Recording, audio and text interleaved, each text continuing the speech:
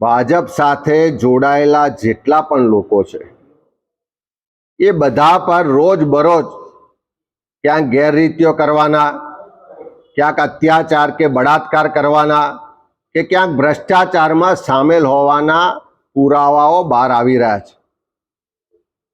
કેસરી ખેસ પહેરો અને એના નામે બધું જ ખોટું કરવાનું જાણે લાયસન્સ મળી ગયું હોય એવી સ્થિતિનું નિર્માણ આજે ગુજરાતમાં છે.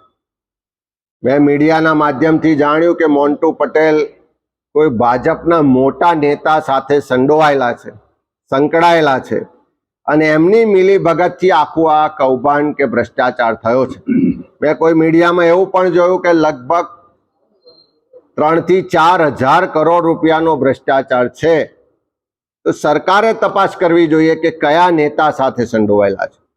મને જે માહિતી છે એ મુજબ તો ઘાટલોડિયા વિધાનસભા વિસ્તારના આ વ્યક્તિ છે, તો કદાચ મુખ્યમંત્રી શ્રી એમને ઓળખતા હશે, એમના નજીકના હોય.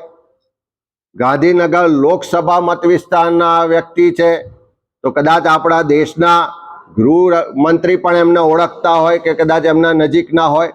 અને મીડિયા અત્યારે જે શંકા સેવી રહી છે કે ભાજપના એક મોટા નેતા આમાં સંડોવાયેલા છે, તો સરકાર તપાસ કરે કે કયા નેતા સંડોવાયેલા છે.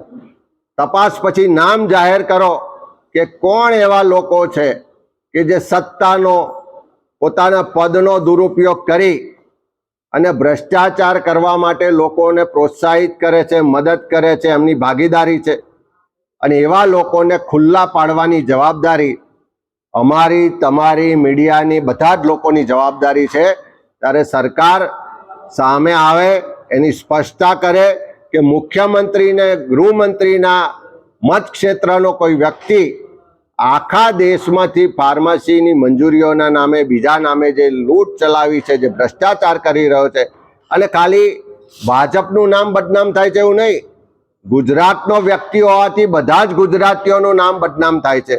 તો ગુજરાતીઓનું નામ બદનામ ના થાય ને ભ્રષ્ટાચારીઓ સામે કાર્યવાહી કરવા માટે મુખ્યમંત્રી આગળ આવી અને આમાં એક્શન લે એવી માગણી પણ કરીએ છીએ.